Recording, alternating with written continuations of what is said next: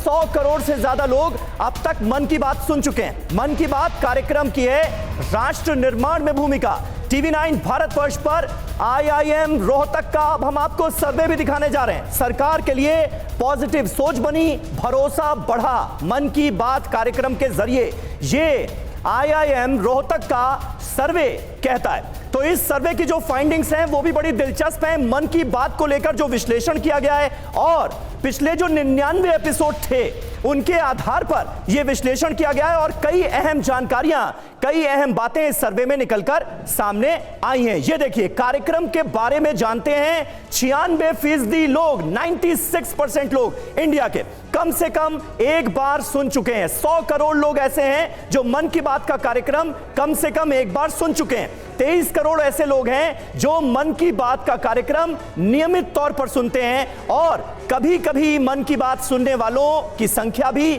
बहुत ज्यादा है, 41 करोड़, 41 CR। तो ये जो सर्वे में निकलकर बातें सामने आई हैं वो हमने आपके सामने रखी। प्रोफेसर संजय द्विवेदी हमारे साथ मौजूद हैं।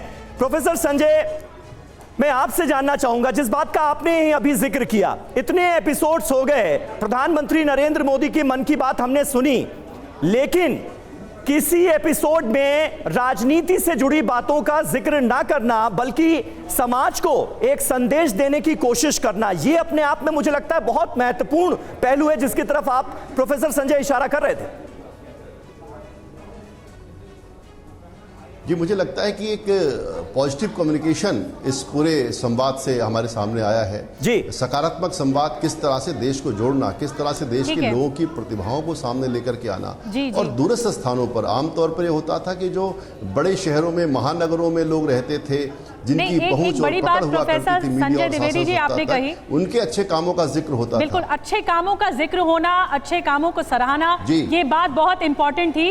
और मन की बात के जितने भी एपिसोड सामने रखे हैं प्रधानमंत्री मोदी ने। प्रोफेसर धीरज शर्मा भी हमारे साथ हैं, director Indian institute of management Rohtak से, IIM रोहतक से हमारे साथ जुड़े हैं। प्रोफेसर धीरज, आप कैसे देखते हैं, क्योंकि प्रधानमंत्री ने स्टूडेंट्स को भी छुआ है अपने मन की बात के कार्यक्रम में, उन युवाओं को जिनका अलग रिप्रेजेंटेशन रहा है, अलग दौर में, अलग पेशे में, अलग फील्ड में, उनको भी सराहा है प्रधानमंत्री मोदी ने, युवा भी कनेक्ट हुए हैं। देखिए, ये मेरे ख्याल से अगर आप सर्वे के रिजल्ट्स देखेंगे तो बहुत सारे लोग मोबाइल कम्युनिकेशन और कंप्यूटिंग डिवाइसेस का यूज करके, स्मार्टफोन्स को यूज करके मन की बात को सुनते हैं। तो ये उसमें आपको ये तो डायरेक्टली पता लगता है कि लोगों की रुचि है और लोग मन की बात को सुनना पसंद करते हैं। और जो टॉप 5 टॉपिक्स भी जो इसमें उभर के आए हैं उसमें यूथ रिलेटेड इश्यूज, जो नौजवानों से रिलेटेड इश्यूज हैं, उनमें लोगों की बहुत ज्यादा रुचि है। मुझे ऐसा लगता है कि जब भी एक पॉजिटिव कम्युनिकेशन लीडरशिप की तरफ से जाता है फ्रॉम अथॉरिटेटिव फिगर्स, तो उसका प्रभाव होता है। और इन दिस केस इस पर्टिकुलर स्टडी में ये हमने देखा है कि सिटीजनशिप बिहेवियर्स जो हैं लोगों के, उस पर इसका डायरेक्ट इन्फ्लुएंस है। लोग कंट्रीब्यूट करना चाहते हैं, भारत के लोग कंट्रीब्यूशन करना चाहते हैं, उनको राह और दिशा दिखाने की जरूरत पड़ती है और मन की बात के जरिए वो राह और दिशा दिखाई गई।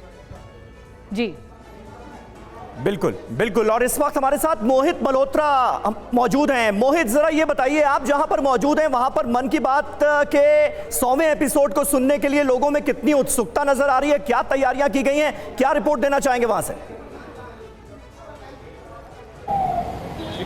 देखिए, केंद्रीय मंत्री अनुराग ठाकुर यहां पर पहुंचने वाले हैं, जालंधर में मौजूद हैं। अच्छा। और पंजाब के साथ वैसे ही पीएम मोदी का काफ़ी कनेक्ट है, उन्होंने अपना काफ़ी वक्त पंजाब में संगठन को दिया है। तो हमारे साथ बात करने के लिए कुछ लोग यहां पर मौजूद हैं। कितनी तैयारियां आप लोगों की तरफ से की गई हैं इस आयोजन को खास बनाने के लिए? देखिए, यहाँ पे हमारे पास, हमारे मंडल में बहुत उत्साह है।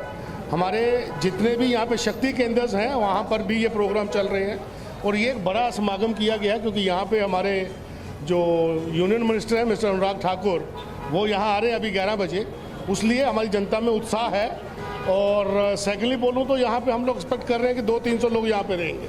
तो आम लोगों को यहाँ पर आपने कहा है कि आए सुने बात, इसलिए आम लोग, सभी कार्यकर्ता, क्योंकि ये 100वां संस्करण है मन की बात का, तो जिस प्रकार नरेंद्र मोदी जी का जो एक मोटिव था, जिसको शुरू किया गया था, ये सशक्तिकरण हो या बाकी सुविधाएं हो, उस तरीके से एग्जाम्पल्स क्रिएट करने की हो, या लोगों के प्रति कोई भी सुझाव अगर आता है तो उस जिस मोटिव से इस कार्यक्रम को शुरू किया गया था, आज वो एक नया कीर्तिमान स्थापित कर रहा है। 100वां उसका संस्करण है।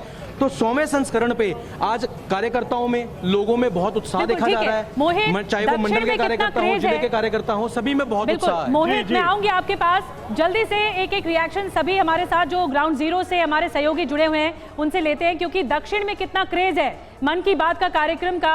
आमोद राय हमारे साथ कर्नाटक से जुड़े हुए हैं। आमोद, वहां पर प्रधानमंत्री मोदी लगातार अभी चुनाव प्रचार में जुटे रहे, वहां लोगों का क्या रिएक्शन है मन की बात को, कितना सुनते हैं वहां पर?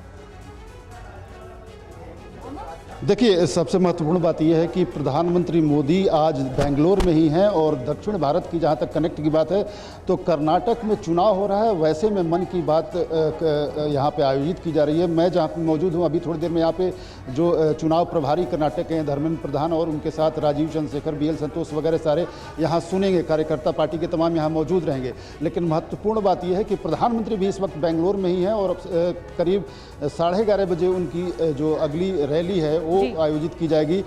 पूरे कर्नाटक में प्रधानमंत्री के मन की बात को सुनने के लिए योगी आदित्यनाथ, JP नड्डा, ये तमाम नेताओं, यहाँ के CM जो हैं उनको वो हैं, और तमाम दूसरे जो नेता हैं उनको अलग अलग जगह पर डिप्यूट किया गया है और वो वहाँ पे अपने कार्यकर्ताओं और नेताओं के साथ बैठकर आम जन को भी बुलाकर, वहाँ के समाज के बुद्धिजीवियों को बुलाकर मन की बात सुनेंगे।